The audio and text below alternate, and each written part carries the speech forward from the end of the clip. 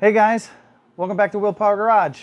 Today we're working on a 2014 Ford Explorer XLT with a heavy-duty braking system, and I'm going to show you how to replace the rear pads and rotors that can potentially save you hundreds if you do it yourself. Stay tuned.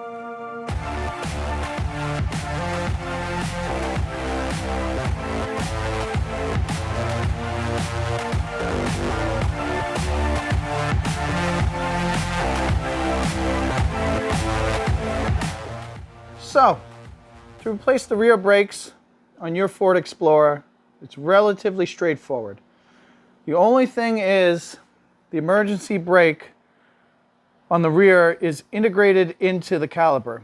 So what that means is there's sort of a threaded rod inside here. When the e-brake is applied, it actually turns the piston out, which is what applies the caliper pressure.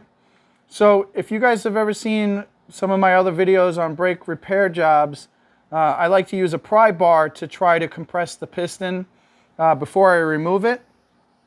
Unfortunately, on this style emergency brake, you cannot do that. You do need a special tool that actually pushes the piston in while turning it. And for that reason, you can't just pry the piston back in. It's not going to go. You can actually damage it. So, aside from that, doing the brake replacement and the rotor removal is basically the same as the front. If you've seen my front brake job on this, I'll put maybe a card up here so you guys can click to that link if you're also doing your front brakes. What we're going to do is we're going to remove the two bolts here for the caliper, and then we're going to remove the two bolts here and down there, which holds on the caliper bracket. And then finally, we're going to remove the one bolt here that just holds the rotor to the hub itself. This car lives very close to water, which is why everything is coated in rust. So I imagine this rotor might be a little difficult to get off. What I usually do, since I'm replacing the rotors anyway, a decent hammer, and I will smack on the surface here. It usually is enough to shock the rotor to pop off, and then we'll clean the hub afterwards.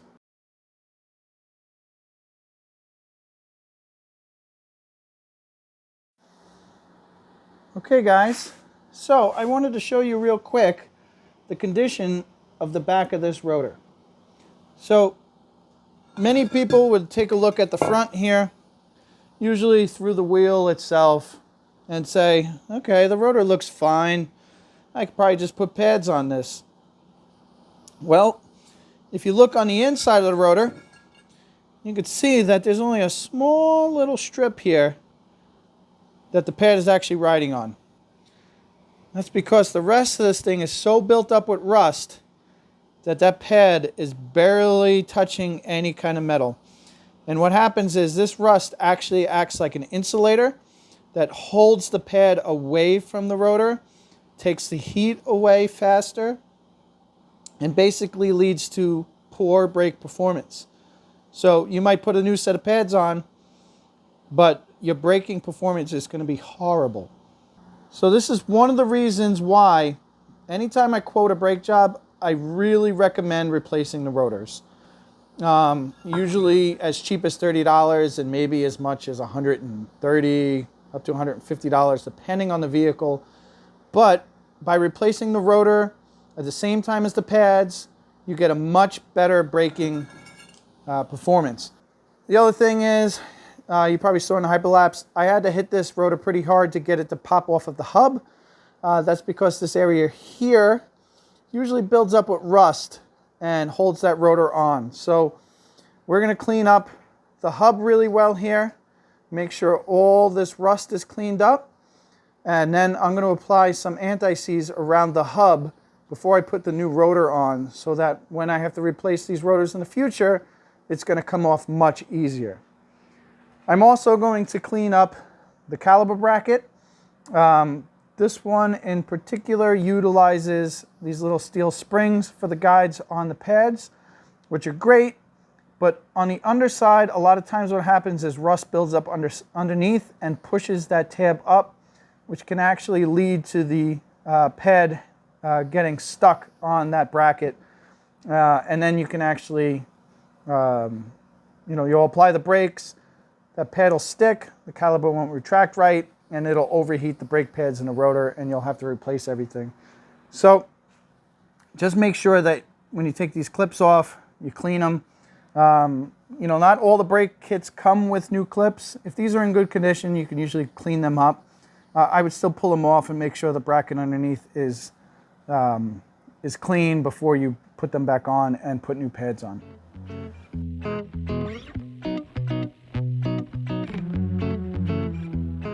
Okay, as you can see, I have my caliper bracket all clean. I've got my new slides on there. It was a good thing I pulled these off because there was a lot of rust scale built underneath this thing, and the wire brush wouldn't get it by itself. So what I usually do is I take a hammer and like a chisel, and I kind of just knock at the rust, and it knocks that heavy scale off. Then I follow back with the wire brush to make sure that it's nice and clean. Like I said, if this thing is pushing up even a little bit, that pad is going to bind in there. The caliper will have enough pressure to push it, but it won't be able to retract right, and it will drag on the rotor. So with that done, the next thing I'm going to do is I'm going to apply a fresh coat of grease to these slides themselves, because I want these things to move nice and free. Make sure I get my boot back over the bracket so no moisture gets in there.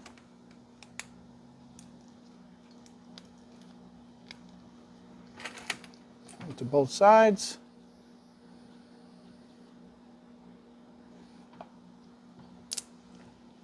There we go. You want to make sure these things move nice and free. And now this is ready to go back onto the car.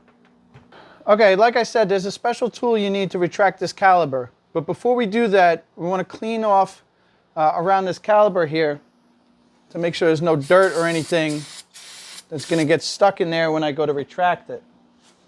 So somebody has put pads on this thing in the past, and they have some sort of, looks like white lithium grease or something that's on here.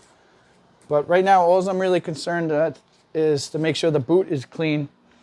And the other thing I like to do, so it moves easy, is put a little silicone spray on there. Now, there's a couple of variations of this tool to retract it. Some of them are as simple as what looks like a square block, and it has a couple of different pins and patterns on it for different cars, and then you could put this on a ratchet and push pressure in while you turn it in. This one's a little fancier. This one will actually, while I thread it in, will thread in the push while turning this. But they both get the job done exactly the same. There are notches in the piston here, and that's what I'm going to line these two pins up once I get this into place. But basically, that one plate goes against the outer portion of the caliper. The inner plate is on the piston itself.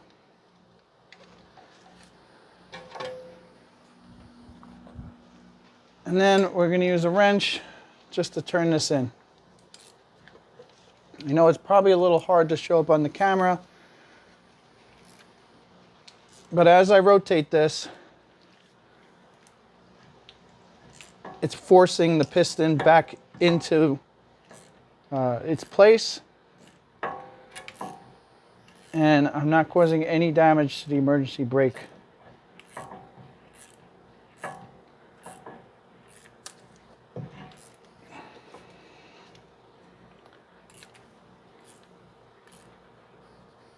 All right, once you get a stop there, you don't really need to go any further. You don't want to damage those threads in there. But that's basically it. That's fully retracted where I need it to be. So I'm going to clean this one more time to make sure I have all the silicone spray I put in there. So the boot moved nicely while this was turning in, and we'll be ready to start reassembling everything here.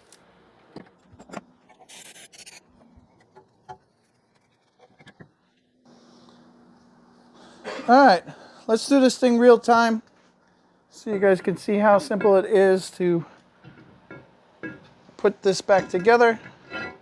Now I'm putting the rotor on backwards here just to hold it. I'm going to use a little brake clean so I can wipe off the protectant film that they put on these things so they don't rust while they're sitting before they're installed.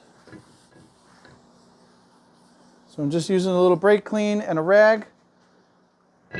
You want to try not to touch that surface. The other thing I'm going to point out here is the bolt that holds this rotor to the hub. Make sure you line it up with the threaded area on the hub when you install it.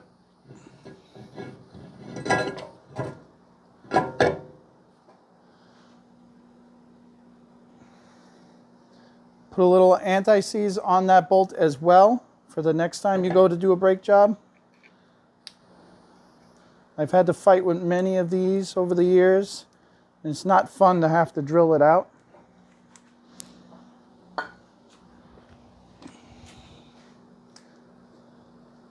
I'm just using the gun just to run it down.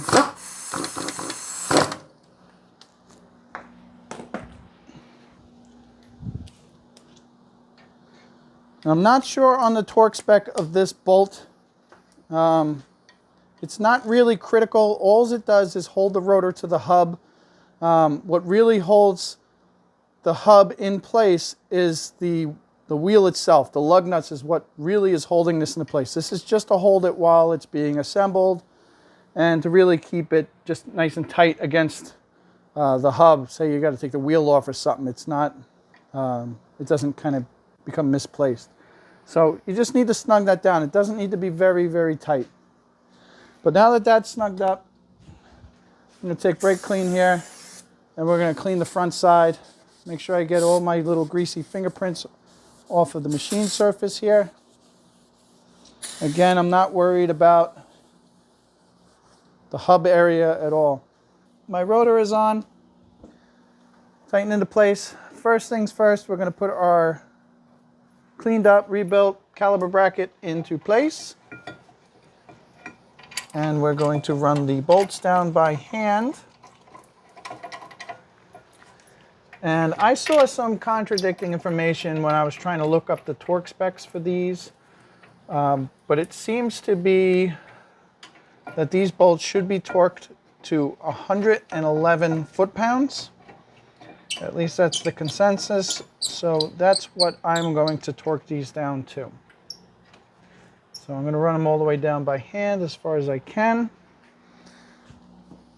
And then with my torque wrench, which is a little tricky to get into here,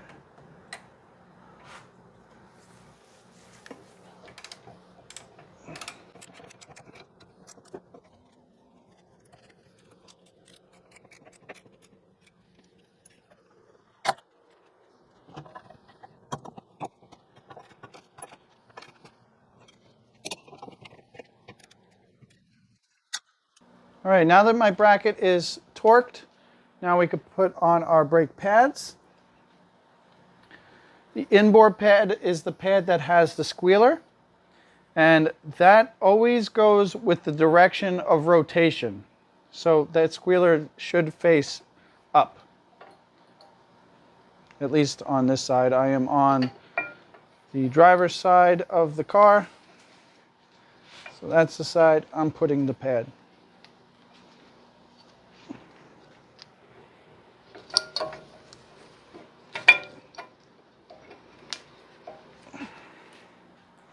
The outboard pad does not have a squealer. So, go. And since our caliper was retracted, we should be able to just slip this on easily now. And we will reinstall our bolts that mount the caliper on. And then again, I'll run these down by hand.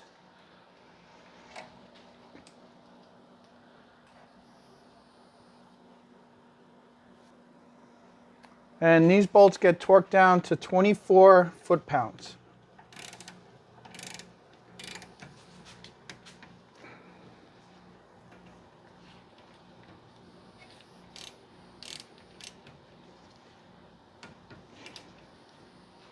as you can see, that's a pretty straightforward install. The hardest part, in my opinion, is just having the tool to retract that piston. It can be a little tough. It gets a little gummed up, so it's a little hard to get it to start moving in. But as you see, you know, if you have the right tool, it makes retracting that piston very simple. And then all the other steps are basic. You know, cleaning everything off, making sure there's no heavy rust or anything, lubricating what needs to be lubricated. You might have noticed I don't put any lubrication on the pads where the slides are. I feel it unnecessary. I mean, it's just the way I've always done it. You can, by all means, put some lubrication on the slides here where the pad moves in and out in that area. But a lot of times the caliper setups or the braking setups that utilize these sliders usually come with some sort of coating on there that lubricates it as it moves, so I find it unnecessary to do so. It just leads to attracting dirt, dust, and all kinds of other grime to that area, and then that can a lot of times gum it up. So that's basically it for doing the rear brakes on your 2014 Ford Explorer. All right, guys, that's it for today's video. I hope you found these steps pretty simple to replace the brakes on your 2014 Ford Explorer.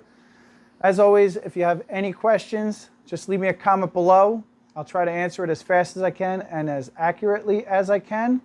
But again, I just want to remind you guys, if you can, please share my videos, give me a big thumbs up, and subscribe. So the subscription is what keeps me doing these videos. They are a little time consuming. A brake job I can usually get done pretty quickly, but when I have to film it, it definitely takes me a much longer time to do it. That's not even including the editing. So I want to thank you guys who have subscribed, and if you haven't or are just subscribing now, thanks for subscribing. But that's it. I'll see you guys next time. Bye, guys.